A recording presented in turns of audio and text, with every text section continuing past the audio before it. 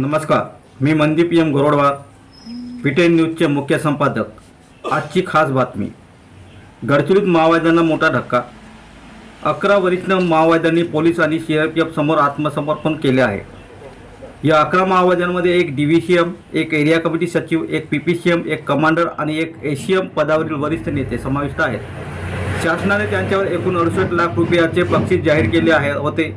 हे आत्मसमर्पण गडचिरोली पोलीस आणि सीआरपीएफच्या संयुक्त प्रयत्नामुळे शक्य झाले। सन 2025 पासून आतापर्यंत 123 माओवाद्यांनी आत्मसमर्पण केले असून एकूण 794 माओवाद्यांनी गडचिरोली पोलिसांसमोर शस्त्रे खाली ठेवली आहेत। भामरागड उपविभागाच्या सीमावर्ती भागातच आता माओवादी चळवळ मर्यादित राहिली आहे।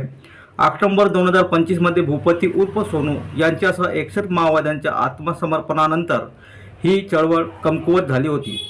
आता ती जवळजवळ संपुष्टात येण्याच्या मार्गावर आहे। विशेष पोलीस निरीक्षक संदीप पाटील यांनी उर्वरित माओवाद्यांना हिंसाचार सोडून मुख्य प्रवाहात येण्याचे आवाहन केले आहे। शासनाच्या आत्मसमर्पण योजनेमुळे त्यांना पुनर्वसनासाठी लाखोंची मदत मिळणार आहे। वैयक्तिक 4 ते 8.5 लाखापर्यंत, जोडप्यांसाठी अतिरिक्त 1.5 लाख आणि गटाने आत्मसमर्पण केल्यास 10 लाख।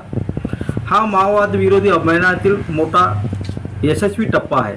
विकास आणि शांततेचा मार्गच खरा आहे। अधिक अपडेट्ससाठी पीटीएन न्यूज सोबत राहा। धन्यवाद।